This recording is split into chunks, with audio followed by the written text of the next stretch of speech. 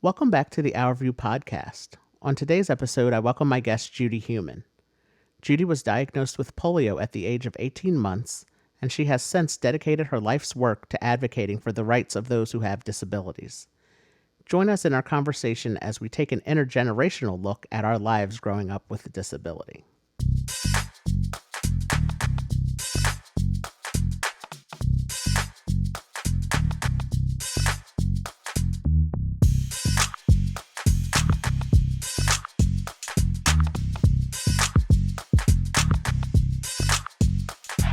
Thank you for joining me for this episode of the podcast, the Our View podcast.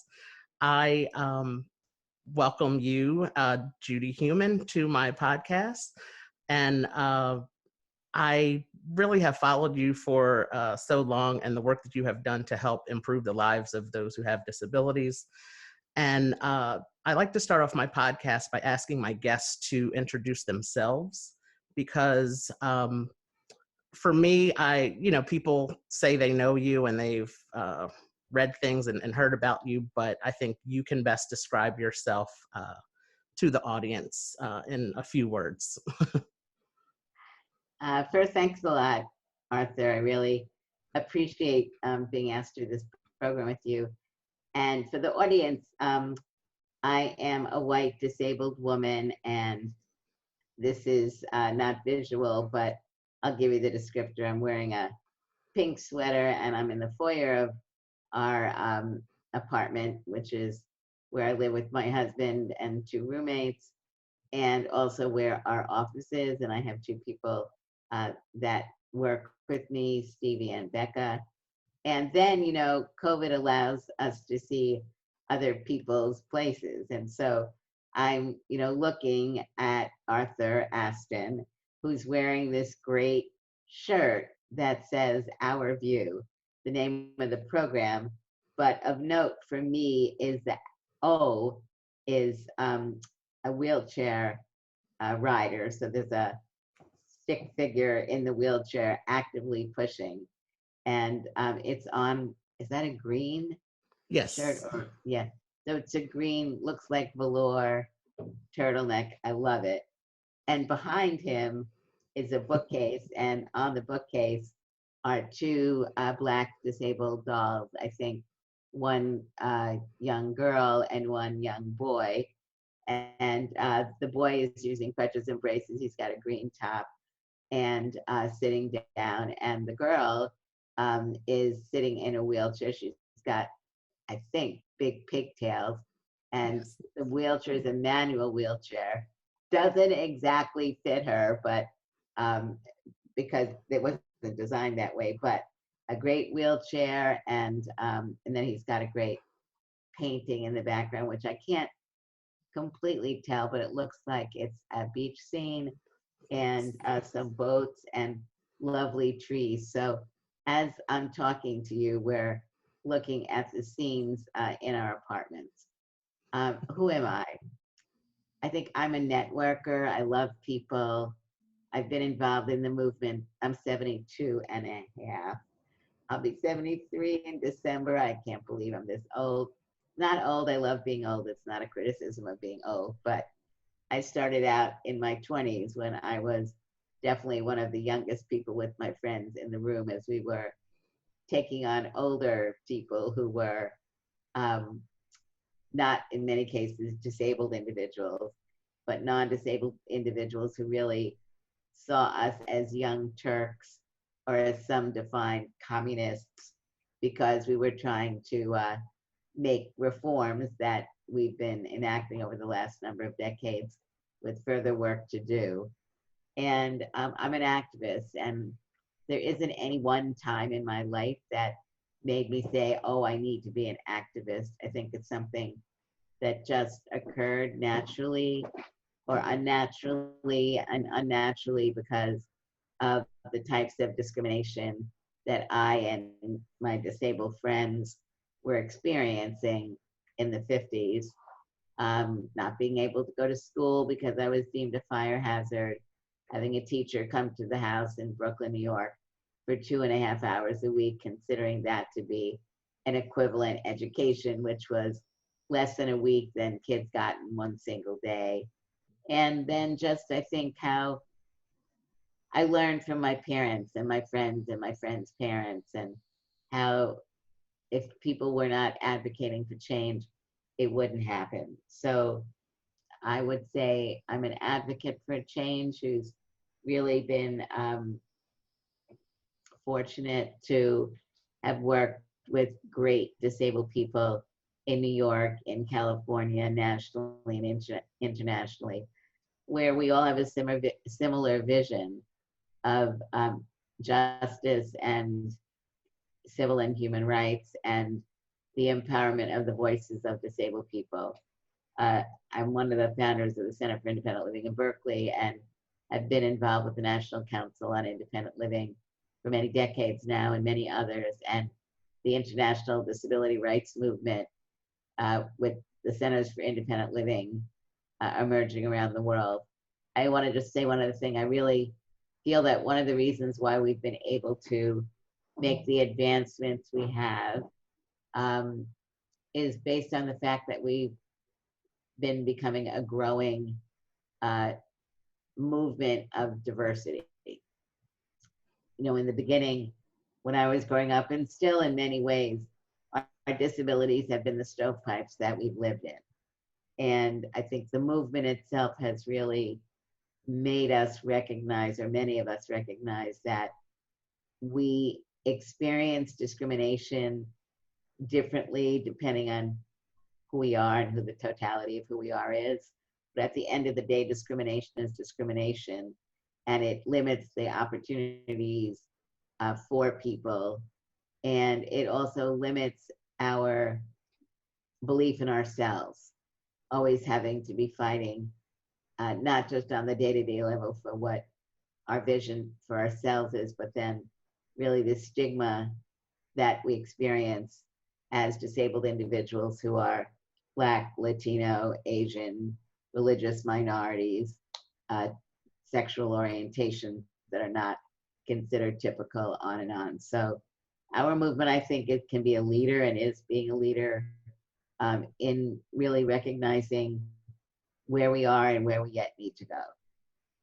Yeah, I definitely agree. It's, you know, like you said, discrimination is discrimination. And for me, being an African American male who also has a disability, which is a visible disability, I'm a wheelchair user, and I also use crutches. So you see me coming either on my crutches or in my wheelchair, and I've had experiences where I've been dismissed, and I've always you know, I always have to question why. Is it because I have a disability? Is it because I'm African American? Uh, the job Is that I it have, both? is it both? Right. Yeah, the job that I have, I work for a nonprofit that builds inclusive playgrounds. And one of the sites where we have a playground has a large pavilion area that people often rent out for events.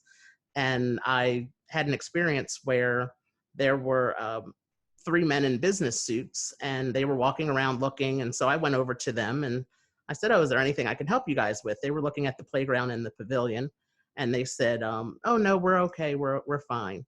And I was with my coworkers who are Caucasian, and they I'm sorry, were they disabled or non-disabled? no, they were non-disabled. So you And were in your wheelchair or on crutches? I was in my wheelchair. So you're a Black man in a wheelchair. Yes. And then maybe And 10 minutes later, the three people that were walking around, what were they? they were non-disabled Caucasian men. And they were, they came over to where we were, to where our group was, maybe 10 minutes later, and talked to one of the non-disabled Caucasian men to ask them about the playground and about the pavilion, and how to, you know, if they could rent it out for their work event. And thankfully, my coworker, who is always quick with a response, he said, "Oh, sure, you can speak to our executive director, Art Aston, right here." Are you the executive director? Yes. Yeah. So, yeah. So he, you know, he said, "Oh, sure. Yeah. You know, our executive director, Art Aston, he can help you out with that. You know, absolutely. No problem." And their faces were just like, "Oh no," like they, you know, they realized. Um, if so they I feel it. always do, yeah, I always have to think, is it because I'm disabled or because I'm Black, or like you said, is it because I'm both? Um, but yeah, being a part of the movement of attempting to create change in the world is something that I'm very passionate about as well. Um, One thing we talked briefly before we started recording. We had a discussion yesterday about the differences in our education experiences coming up. As you Yeah, mentioned, you had home instruction until you were in fourth grade, correct? that's correct. Yeah, and In the middle of the fourth grade. and And then I then went to you segregated classes, you went to meaning only segregated for classes, right? only for disabled kids.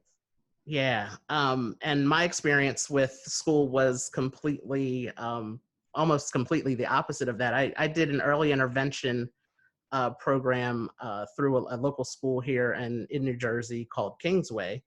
Um, I believe I was 3 or 4 years old, and What year then were you born?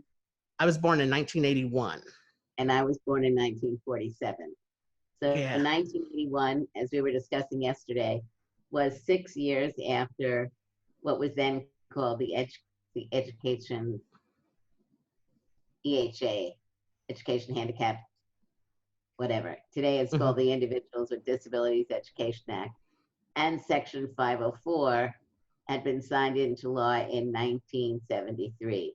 So in 81, you were beginning to benefit from these laws that no one even thought about in the 1950s. Right. Yeah, and that's what hearing I read your book, or I listened to your audio book that was read by someone I've become friends with, Ali Stroker, and hearing your experience of being in the segregated classrooms with others who had disabilities, and you were in the basement of the school.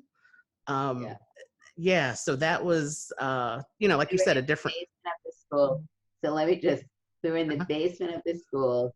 The cafeteria and the gym was right down the hall from our classes.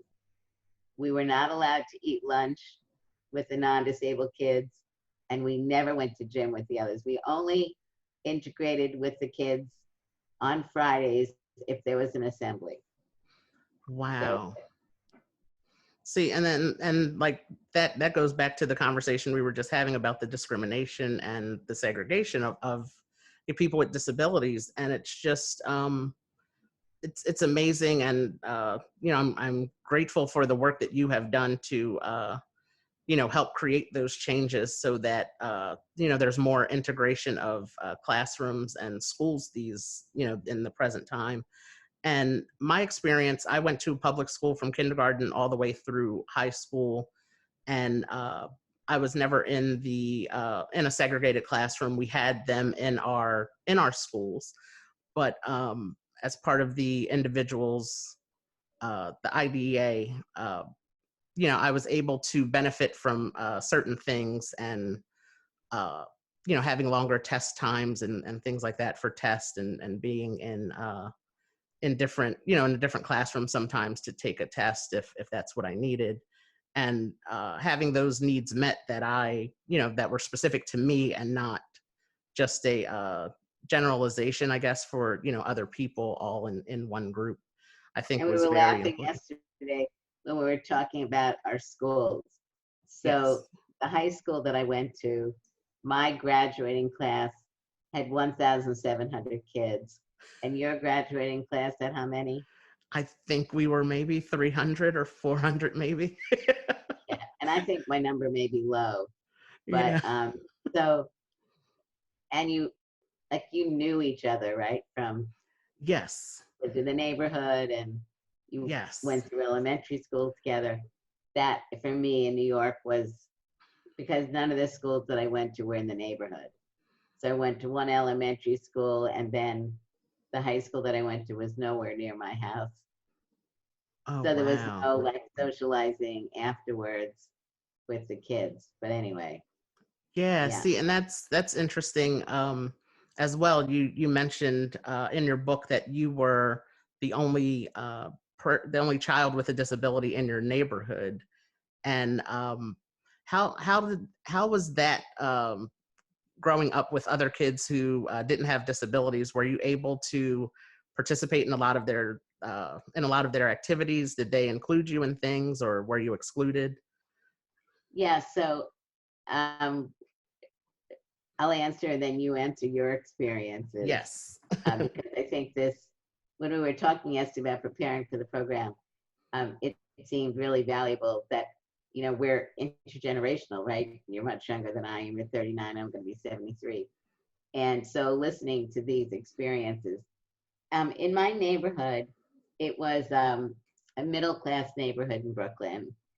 And they were all small private homes, either attached or detached. And my parents had moved um, in, I guess, 1948. I was born in December of 47. And they moved to Brooklyn when I was 3 months old. And it was after the Second World War. And so there were a number of families who had recently moved in or had only been there a few years and had kids. And so it was kind of a close knit area. And there were numbers of families that were having children. So when I had polio, people knew my family and they knew me. And my mother was pregnant with my brother. She was 8 months pregnant when I had polio. So after being in and out of the hospital for a number of years, I was really a part of the neighborhood. And my neighbors were our friends. The kids played together. I played with them. I was in a brownie troop, which was up the block. I'm Jewish. There's a church up the block that had the brownie troop, and we played together, and we learned how to make accommodations. So I remember I wore braces at that point and used a wheelchair, which I still do. I don't wear braces anymore. And I remember my friends putting skates on my feet, and another friend, roller skating and pushing my wheelchair. And even did that once when they froze over we had little backyards, froze it over, and people were ice skating and put ice skates on my feet. Oh, wow. And we just, once, we just accommodated the Girl Scout brownie games and things. And I would turn the rope because I didn't jump. But, I remember when I was younger, both with my family and my uncles and aunts and kids, and in that part of the neighborhood, we were just all friends. And my disability obviously affected things like the houses weren't accessible, and I had to scream out, to call a friend out, or be lifted into the house, those things. But of course, that all started to slowly change as education was denying me what other kids were getting. And I think really at that point, it was beginning to why is this happening? And it was a gradual transition for me as I was getting older to start thinking about the fact that I was being treated differently because I used a wheelchair. Mm-hmm. And yeah.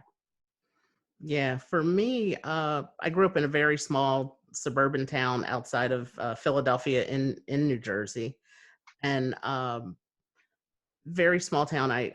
My elementary school had 100, maybe 120 kids total from kindergarten through sixth grade.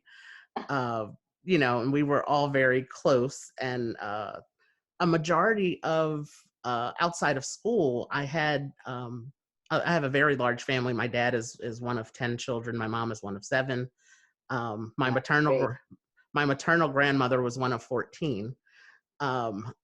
So I have a very large family. So a lot of my friends growing up, and even still to today, are my relatives, my cousins. Did they live in the same area? Yes. A lot of us are still in the same area, and Outside of the pandemic, if they don't live inside in New Jersey, we travel to see each other in Maryland and California and everywhere. So we, so that was my experience of being, around friends and in my neighborhood and in my family.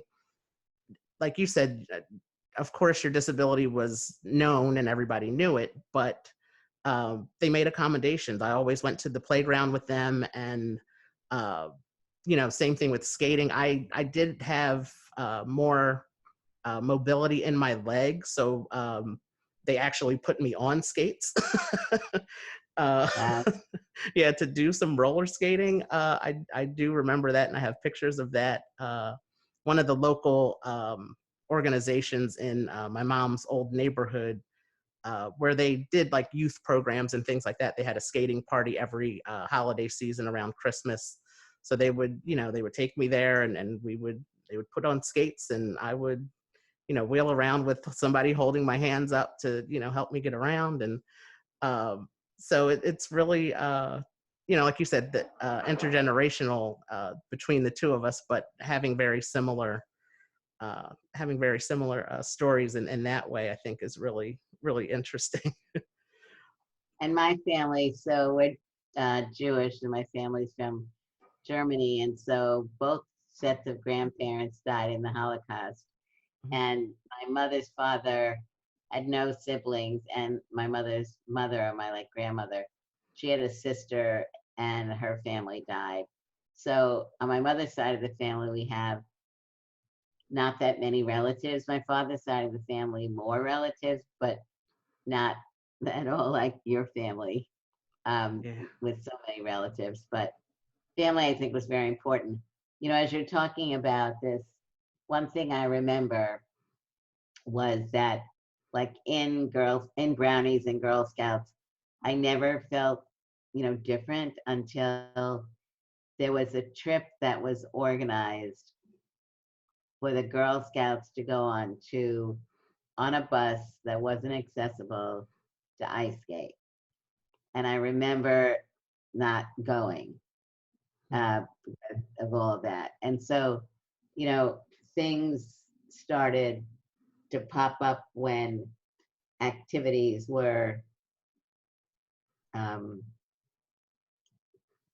as kids were getting older, and people were doing different things, going on a bus, going on a train to get somewhere, and I couldn't do that. So, whereas when I was younger, we did everything together. As we got older, that started changing.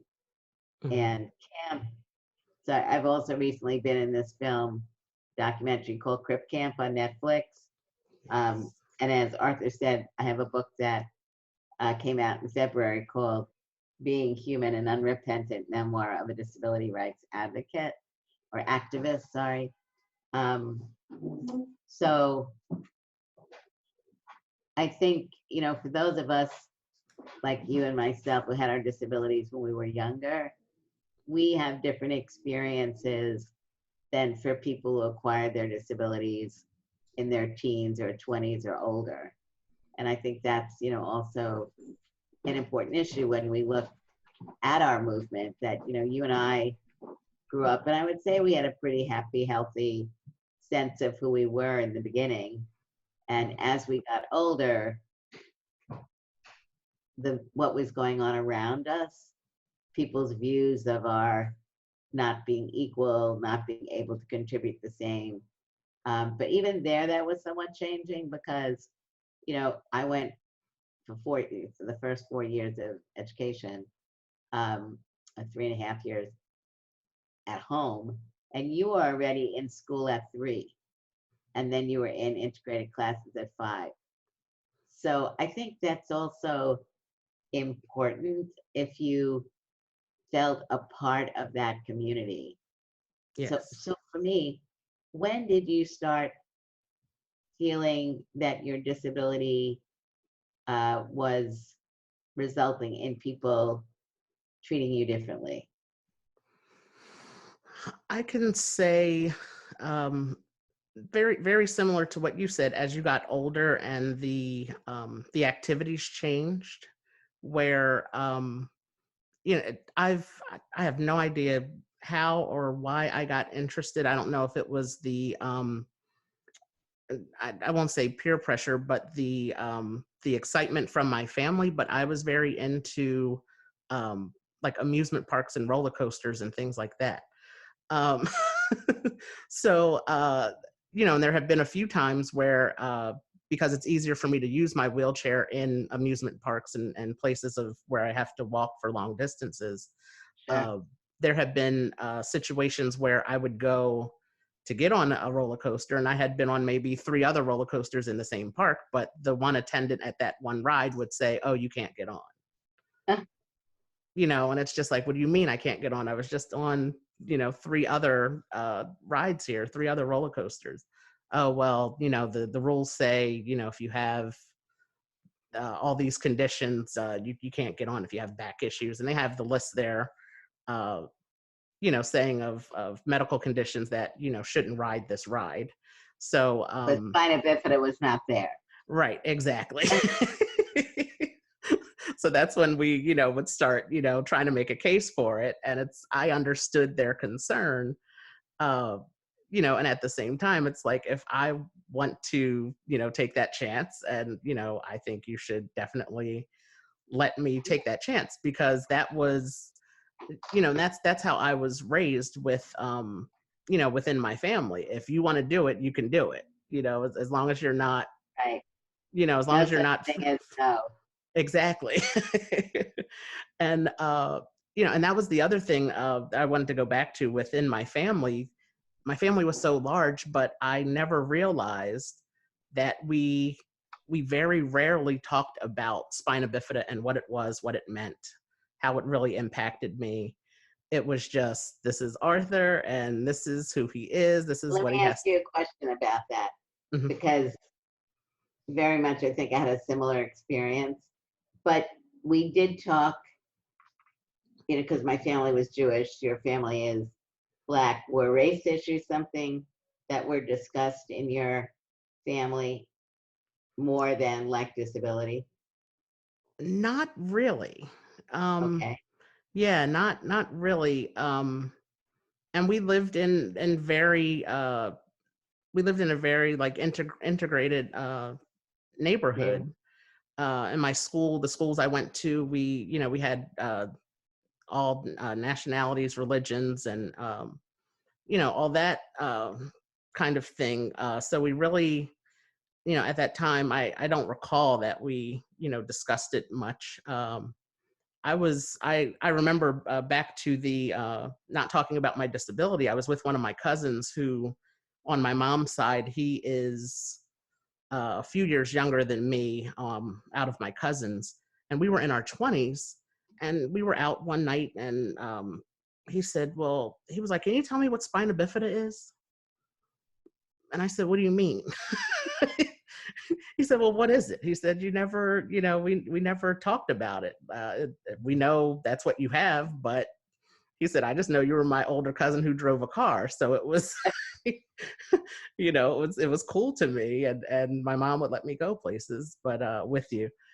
But so that was interesting to me. So to have, back to the amusement park scene, to have somebody tell me that, you can't do something when, all my life my family and friends have seen me doing things. And so that's when I really realized that it was, like, wait a minute, people outside of my family don't see me the same as the people I interact with on a regular basis. So that was really um really shocking to me. And then, of course, as I got older and into the working world, um I noticed it as well. The difference in the way that people view you as being a person with a disability, and they assume your limitations without asking about them, and just making decisions for you where you can clearly, or where you're clearly capable of making them on your own. I think that was another really big thing for me as I got older and started looking for jobs and applying for jobs. No, I was going to say, I think, stigma and people's perceptions of who we are and what we're able to do. God, your family is so big. It would be great to do a study on it. I'm not even joking, Yeah. because you were just Arthur. Um, and yet I suppose that, I mean, I was just Judy, but um, I did really want and need to discuss disability issues and what I was experiencing as I was getting older. And of course, I could talk to my family about it, but it wasn't the same. It was really, for me, one of the few values of going to segregated education was I was meeting other disabled people Mhm. who were experiencing similar things that, you know, maybe you didn't experience, because you're in a small community. And that did did you find that there were people, even when you were younger, who said things about you that were negative or disparaging, or did you ever feel that teachers or others had lesser expectations for you than others? Or did you pretty much through school feel like, you do your part of the deal, they do their part of the deal, and they saw you as the same? I could say in my early elementary school years, that wasn't an issue because the school was so small. And a lot of the teachers, they didn't live in the town, but they lived locally enough that we were, all very a close, like a small family, pretty much. Right. Before, you know, this was the 1980s, so for as an example, the school nurse who I'm still very close with today. Uh, I remember going. She had a house at the Jersey Shore, and I would go and spend the weekend with her and her family sometimes, at the Jersey Shore. So it was, yeah. I think in those years I didn't experience that, but as I got into middle school and high school, I think the teachers, uh, maybe questioned my ability to learn, and some subjects were difficult for me. Math was very difficult for me. I don't know if I know a lot of people have struggles, difficulties with math, so I'm not saying it was because of my spina bifida diagnosis or it's just my brain didn't want to understand numbers and and all those Yeah. equations. But and then I did have some teachers who really worked with me, understood that, and as they would with any other student, they put in the extra time to meet with me to help me try to understand things a lot better. So just for the last part, I would like to get into the employment, um, not issues, but an topic of employment. In your book, you mentioned that you were denied employment by the New York City Board of Education. You applied to be a teacher, and was that the first experience you had with being denied employment based on your disability, or? No, actually, I had applied for a job when I graduated from college. I don't even remember why I applied for this job, but it was a social work position. Mhm. And it seemed interesting. And so I applied for it. And I sent my resume in, and I got a call, and they did a phone interview. And it went really well. And they almost gave me the job on the phone. And then the person who was interviewing me gave me a time and a place to go and have another interview, meet people. So when I get off the phone, I realized that I hadn't asked where the accessible entrance was. So, or if the place was accessible. So I called back and I said, "Oh, I use a wheelchair, and where's the accessible entrance?" And she said to me, "Oh, I'll get back to you." And then she Oh, called me back and said, "No need to come in for another interview." wow. So that was my first foray. Because when I was on campus, I went to Long Island University in Brooklyn, Mhm. and I had been, I'd worked in college. Um, I worked in the president's office, and I had worked in the alumni office, and I had done work in they had a speech therapy program, and I was, my major was in speech and theater with a concentration on speech therapy. So I had done all those things. And then when I was also, I guess I think my freshman and sophomore year, in the summers, I had worked as a social worker, or, an intern social worker at a place called the William Reed Day Center for Senior Citizens. So I'd really worked a lot, while I was in college. And then when I graduated, I was working in the alumni office as I was applying for the teaching position, and then had applied for the social work position. So, end of the day, those were my first experiences interviewing for jobs where people didn't know me.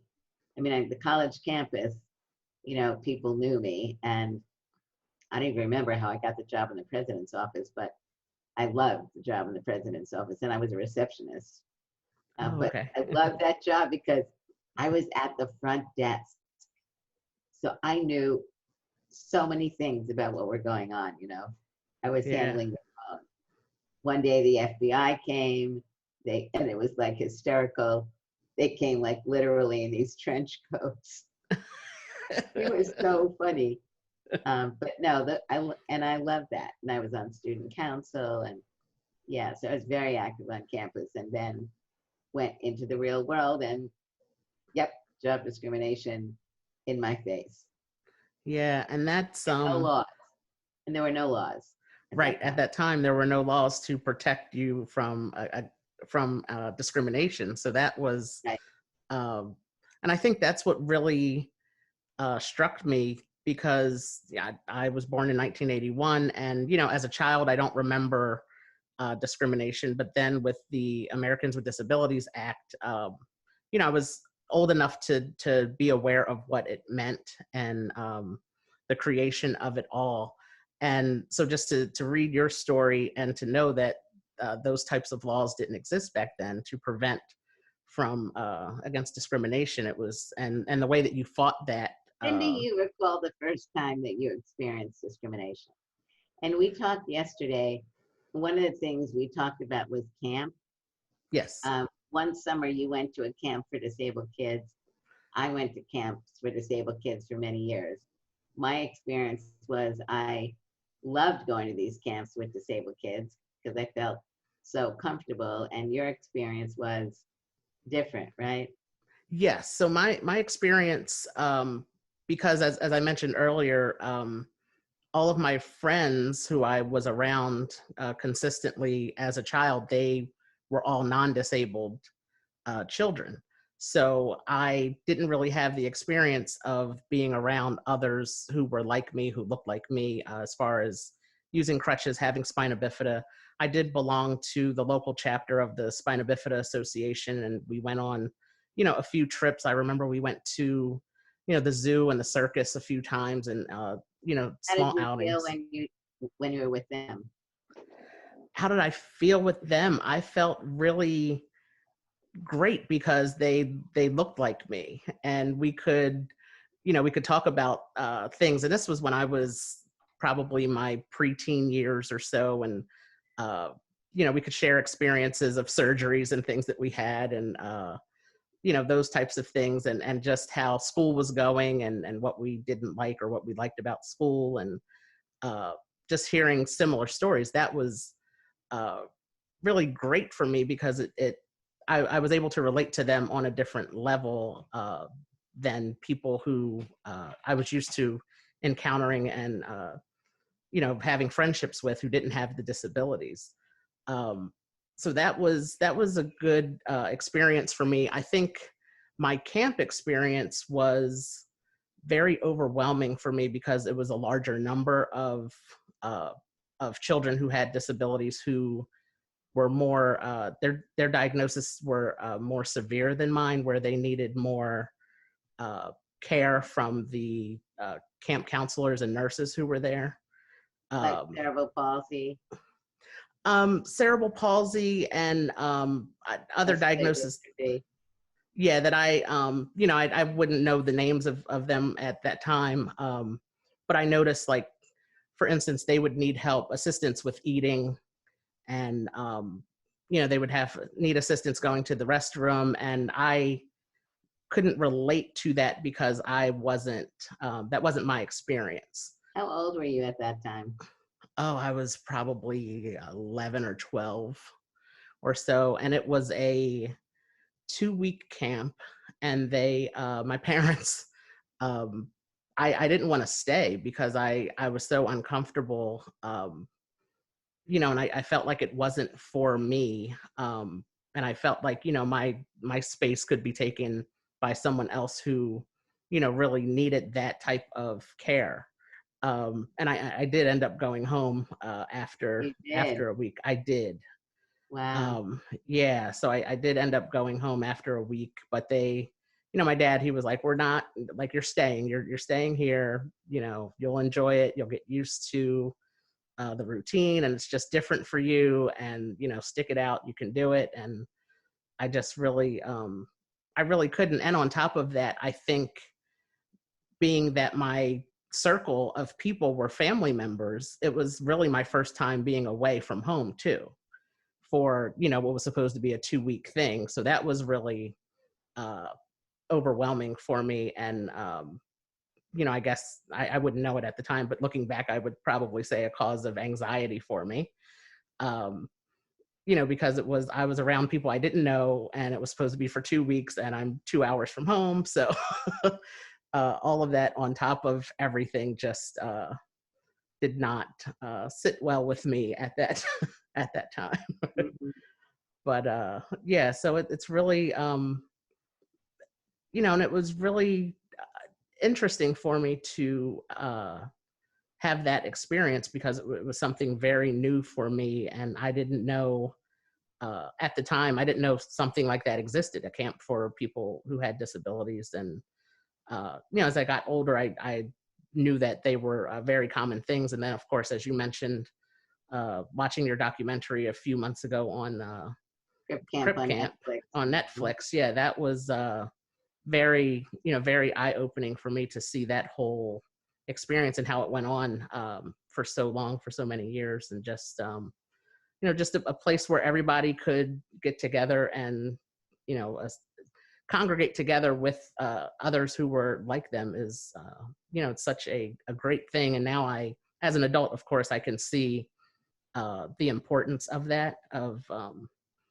being around people who are like you in the way of having disabilities. I mean, part of it is when you relate the fact that when you went on activities with the Spina Bifida Association, and were they like day trips? Yes. Yeah. So I think, you're talking a little bit about your family and how with your family, and overnight it was probably a combination of being away from your family and your extended family, which was probably an issue. And then, I mean, because there are people with spina bifida who are more significantly disabled than you are, but Right. I guess the norm is not that. Be in school. I studied psychology. Uh-huh. So I have a master's in psychology, and Uh-huh. my goal for my plan was to help families who are impacted by disabilities, because I felt like that was something that my family missed out on. Um, and I don't know if it was offered to my family and my family, turned it down, or if it just wasn't something that was brought up to my family. But as I grew up and got older and became an adult, I could definitely see the benefits of where counseling would have helped my family. I have an older sister who doesn't have a disability, and just seeing how my parents had to the challenge, and with siblings anyway, parents have to give more to others than give more to some of their children than others, and mine was in the medical way because I had surgeries and recovery time, so a lot of time was spent with me. uh, and I think having a counseling uh, a routine of counseling for family counseling, I think that would have been beneficial to my family. The issue I have with that, though, with majoring in psychology, is a lot of counseling has gone to in-home counseling or Virtual. off-site. Yeah, virtual now, but even before that, it was you're going to the home to see the clients, and Oh, yeah. So with me being a oh, wheelchair user and using crutches, that's fine if your house is one floor, and I can, if you have one step, I can walk up a few steps. But if you're in an apartment building with no elevator, I can't quite do that. So so are you doing counseling now online? I'm not. I've been so I think I guess the best word is to say fulfilled with the work that I'm doing with the nonprofit. Um, I've worked with them as a volunteer starting in 2010, and then I became executive director in 2013. So we've been fundraising and working with the baseball league, and getting that all up and running has been really rewarding. And I think I've definitely found what I need to be doing for for at least this time in my life. I mean, it also seems to me that while you're not doing counseling, you are. Yes. I mean, you're Yes. leading by example. And my presumption is you're talking with disabled kids and their families and analyzing what's going on and giving guidance and things of that nature. So your background in counseling, I'm sure, is nothing but helpful. Yes, I have definitely found it to be beneficial in the work that we do, and the interactions that I have with like you said, with the families has been really, it's been very beneficial to have the background of the psychology. Yeah. I really So want to thank you for this discussion. thank I you. think, for your audience, it's a little bit different probably than the one that you do, but I'm really glad that it's not just been a Q on your side and an A on my side, but Yes. rather a discussion. Yes. I'm very grateful for both of our time to, as you said earlier, and to just make sure that this took place, and I appreciate this time, and we did. We'll stay I in really, touch. yes, definitely, I really do like this format that we did, where it was a back and forth, a discussion, and so thank you so much, and enjoy the rest of your evening. And I think the audience learns about both of us and with other people that you interview because you've got a really rich background. Mhm. And maybe people know all about it, and I was just learning about it. But I think it also draws listeners in to hear so many facets of your life, how Yes. you grew up and where you are and all the diversity, in your family and school and work. And so we Yeah. will stay in touch. And I'm honored that you called me. Oh, and thank you so much. And you enjoy the rest of your evening, and we will be in touch. Thank you. Oh, Bye thank you. bye, everybody. Bye. Thank you for listening to this episode of the Our View podcast. Be sure to subscribe to the Our View podcast on Anchor, Apple Podcast, or Spotify. New episodes will be released on the 15th and 30th of every month. Follow us on Facebook, Instagram, Twitter, and YouTube at Our View for Life. That's OurView, the number 4, LIFE. Do you want to help change the tone of conversation among your family and friends? head over to our website for some Our View merchandise. Our website is www.our-view.com/merchandise. For more information on Judy Heumann, be sure to follow her on Facebook at The Human Perspective with Judy Heumann, watch her Netflix documentary Crip Camp, and be sure to purchase her memoir Being Human. Human is spelled Heumann. Thank you for listening and take care.